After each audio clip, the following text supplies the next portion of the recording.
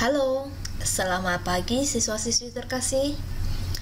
Hari ini saya akan membahas mengenai penelusuran algoritma yang menjadi latihan untuk kalian kerjakan kemarin. Jadi setelah kalian mengetahui apa sih algoritma itu, jadi untuk mengulang, untuk mereview kembali apa itu algoritma, kita akan membahasnya di sini ya. Jadi algoritma itu adalah sebuah langkah atau step by step dalam menyelesaikan suatu masalah. Jadi ada langkah-langkah yang harus dikerjakan untuk menyelesaikan suatu kegiatan atau suatu masalah. Kemudian di algoritma sendiri itu step by stepnya itu berurutan. Tetapi ada yang urutannya boleh diubah, ada yang tidak boleh. Jadi seperti contoh latihan kemarin yang membahas menukar posisi air yang berwarna di dua gelas, dari yang warna biru menjadi merah, merah menjadi biru.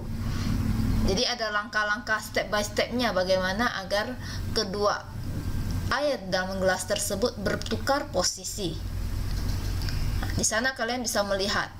Jadi ada beberapa langkah atau beberapa solusi yang bisa kita pilih.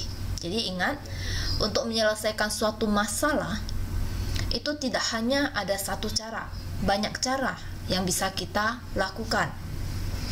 Seperti peribahasa, banyak jalan menuju ke Roma. Jadi seperti ini juga ya. Jadi untuk menyelesaikan suatu masalah, kita harus membuka pikiran kita.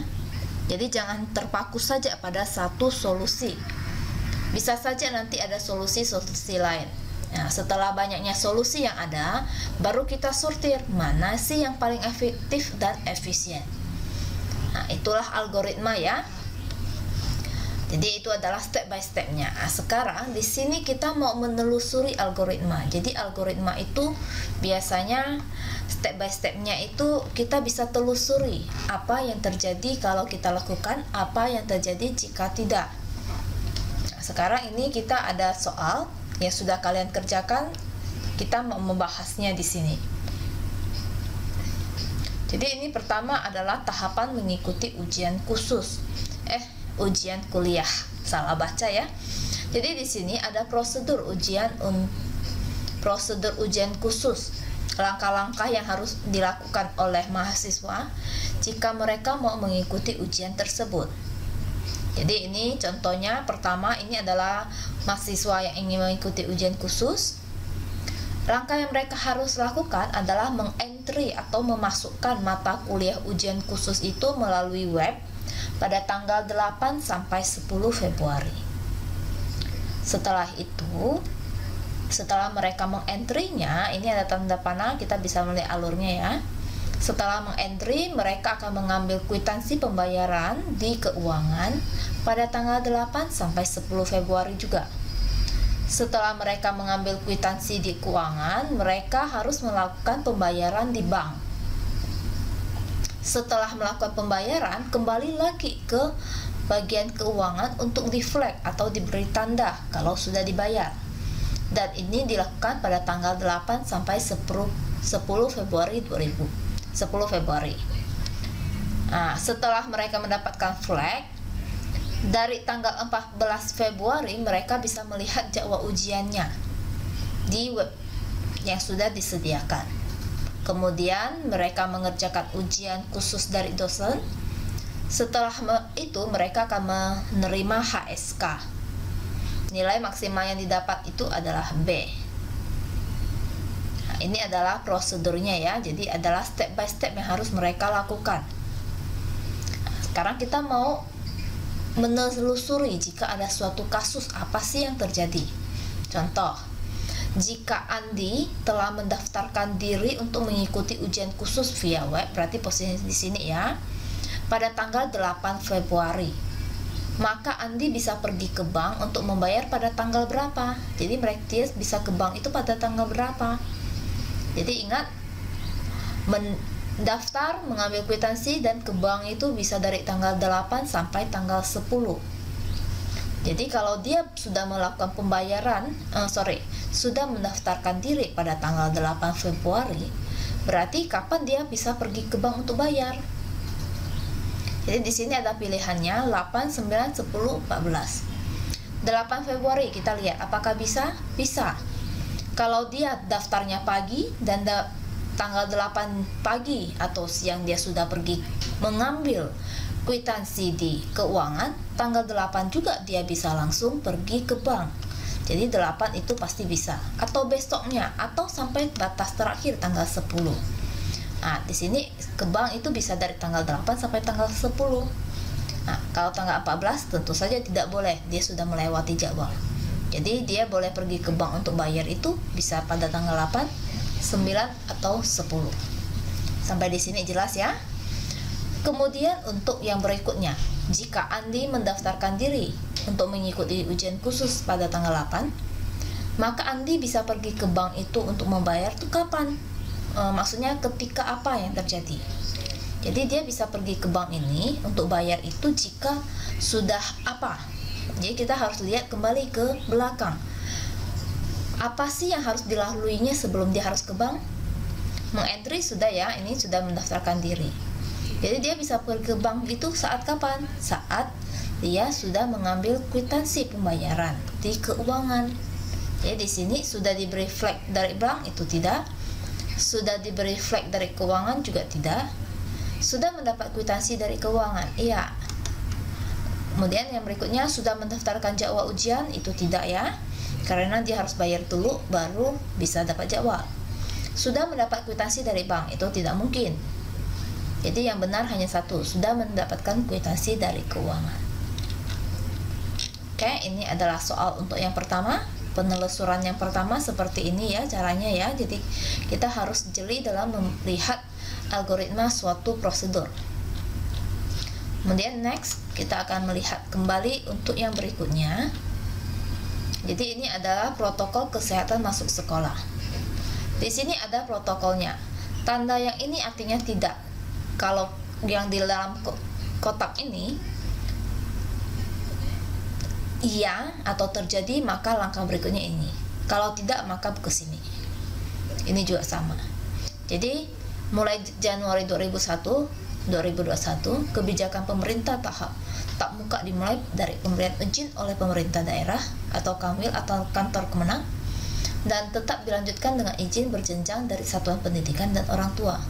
Jadi cara membaca ini adalah Pemda atau kanwil atau kantor kemenang memberi izin. Ya, mereka memberi izin, maka lihat lagi ke berikutnya. Satuan pendidikan penuhi daftar periksa, termasuk persetujuan komite sekolah, perwakilan orang tua, dan wali. Jika ya lagi, maka dia akan ke tahap selanjutnya. Orang tua setuju untuk pembelajaran tatap muka. Jadi kalau orang tua setuju, maka peserta didik mulai pembelajaran tatap muka di satuan pendidikan secara bertahap. Tapi apa yang terjadi kalau tidak? Nah, sekarang posisi tidaknya banyak. Kalau Pemda Kanwil itu tidak berizin, pasti otomatis peserta didik tidak boleh belajar tatap muka. Jadi belajar di rumah. Tapi kalau mereka beri izin, kemudian satuan pendidikan atau komite atau perwakilan orang tua tidak setuju, persetujuan komite sekolah atau perwakilan orang tua atau wali tidak setuju, maka posisinya tetap ke sini. Nah, ini adalah cara membaca algoritma yang ini ya. Sekarang di sini ada beberapa pernyataan. Jadi di sini kalian harus melihat apakah pernyataan itu benar atau salah. Jika Pemda atau Kanwil setuju dan komite sekolah setuju, namun orang tua tidak setuju, maka peserta didik boleh masuk sekolah untuk belajar tatap muka. Apakah benar atau salah? Kalau orang tua tidak setuju, apa yang terjadi? Memang di sini tidak ada ya, tapi menurut kalian, apakah boleh? Kalau tidak setuju, maka tetap tidak boleh belajar tatap muka. Jadi di sini adalah salah.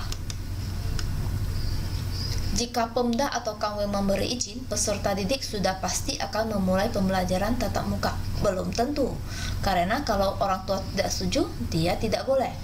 Satuan pendidikan tidak penuhi daftar periksa juga tidak bisa tatap muka. Jadi ini adalah pernyataan yang salah juga.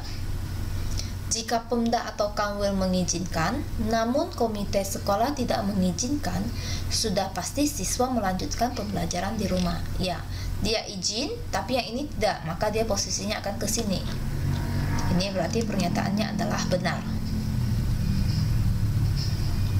Next, siswa hanya akan memulai pembelajaran tatap muka hanya jika Pemda, Kanwil, komite sekolah, dan orang tua setuju untuk pembelajaran tatap muka. Ya, ini benar ya. Jadi harus tiga aspek ini setuju baru boleh ada tatap muka. Sekarang di sini kondisi pelaksanaan yang belum jelas atau belum lengkap dari informasi protokol di gambar di atas. Jadi tadi sudah nampak ya, ada yang tidak jelas ya. Jika Pemda sudah memberi izin namun sekolah belum memenuhi daftar periksa, apa yang terjadi? Bisa lihat di sini. Izin tapi ini tidak, berarti dia akan ke sini. Berarti ini sudah jelas. Jadi ini tidak salah. Jika komite sekolah belum memberi izin dan sekolah belum memenuhi daftar periksa, ya otomatis pasti langsung ke sini ya. Ini tidak ada izin saja sudah pasti langsung ke sini. Jika orang tua tidak setuju untuk pembelajaran tatap muka, orang tua tidak setuju. Memang kita tahu kalau orang tua tidak setuju maka tidak ada tatap muka. Tapi di dalam algoritma ini, di dalam prosedur ini, protokol ini tidak ada keterangan apa sih yang terjadi kalau dia tidak setuju. Bagian ini tidak setuju tuh tidak ada. Harusnya mungkin dia bisa gambar ke atas untuk menghubungkannya atau menggambar panah ke sini. Tapi karena tidak ada berarti dia tidak jelas. Jadi inilah yang tidak jelas ya. Jika komunitas sekolah belum memberi izin, namun sekolah sudah memenuhi daftar periksa, komite belum berizin, ya sudah pasti ke sini walaupun satuan periksa sudah penuhi daftar, karena ini kan salah satunya tidak terpenuhi, maka dia akan masuk ke sini. Seperti ini ya untuk soal yang ini ya. Kemudian soal berikutnya, next. Ini adalah prosedur membuat SIM. Nah, ini prosedur membuat SIM-nya, persyaratan yang harus dipenuhi dan tahap-tahapan yang harus diikuti. Jadi ini untuk cara membacanya, Ibu harap kalian bisa membaca ini. Jadi untuk membuat SIM itu ada syaratnya. Permohonan SIM ini harus lampirkan berkas-berkas ini. Setelah lampirkan, mereka maka akan masuk ke tahap 1, dapat biaya PNBP dan resi bank, dan bisa bayar melalui ATM, mini ATM atau teller bank. Setelah itu masuk ke tahap 2 untuk registrasi. Itu isi formulir, melengkapi persyaratan, entry data, sidik jari, tanda tangan, foto. Setelah selesai, maka dia akan masuk ke tahap 3 lagi. Tahap 3 itu adalah ujian teori AFIS. Kalau lulus, maka dia akan masuk ke tahap 4, ujian keterampilan pengemudi. Kalau lulus, maka masuk ke tahap 5, ujian praktek.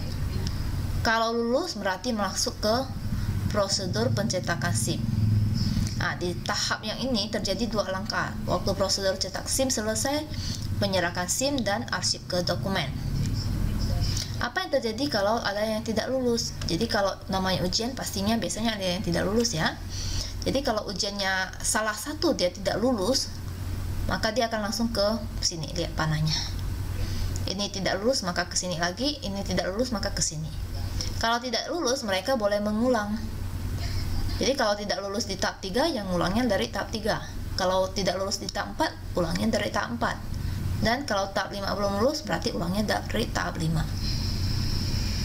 Nah, apa yang terjadi kalau mereka tidak mengulang? Tidak mengulang atau sudah ulangi lagi tapi tidak lulus, atau tidak datang kembali, atau tidak ada keterangan, maka uangnya akan dikembalikan.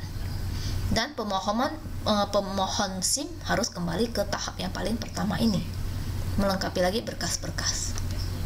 Nah, sekarang kita lihat, untuk dapat mengikuti ujian teori ini, ujian teori AFIS, maka seorang pemohon tuh harus apa? Membayar biaya ke bank. Kita harus lihat tahap sebelumnya. Jadi dia bisa sampai tahap 3 itu apa yang terjadi? Dia harus sudah registrasi, sudah harus bayar, dan sudah harus lengkap. Membayar biaya ke bank di tahap 1 ini ya, berarti benar. Mengisi formulir ada di sini, berarti oke. Mempunyai KTP berarti di sini, berarti harus benar.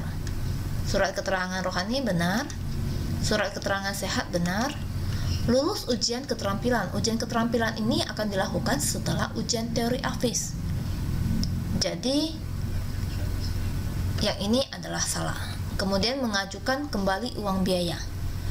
Untuk dapat mengikuti ujian teori AFIS harus mengajukan pengembalian uang, itu tidak benar. Lulus ujian praktek juga tidak benar. Dia ada posisi terakhir ya. Oke, jadi ini adalah ya.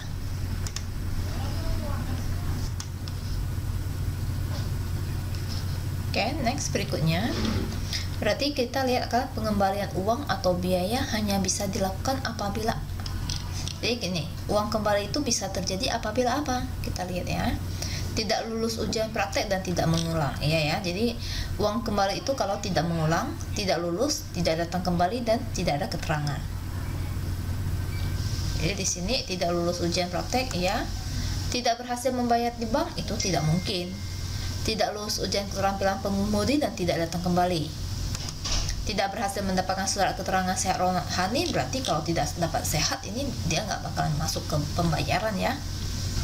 Next, kemudian SIM telah selesai dicetak. Kalau sudah selesai dicetak, tidak mungkin uang dikembalikan.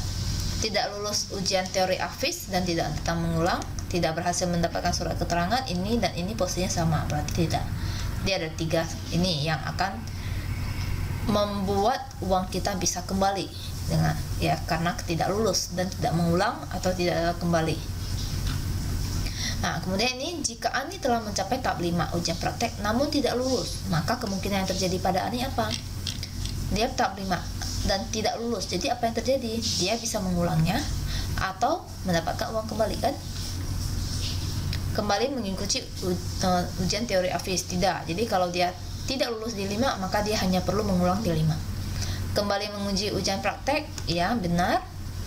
Kembali mengikuti ujian keterampilan pengemudi. Ya, ujian praktek ini udah terakhir ya. Jadi nggak mungkin dia kembali lagi ke yang sebelumnya, tidak perlu. Kembali membayar biaya, tidak perlu. Mengajukan uang kembali jika tidak datang kembali. Oke, ini benar. Oke, jadi ini adalah beberapa penelusuran algoritma yang bisa kita lakukan, dan masih banyak algoritma. Kalian bisa latihan sendiri untuk menelusurinya. Oke, seperti itu. Jika ada pertanyaan, silakan bertanya. Ibu harap kalian sudah paham dan mengerti bagaimana cara melakukan penelusuran suatu algoritma. Selamat belajar dan tetap bersemangat.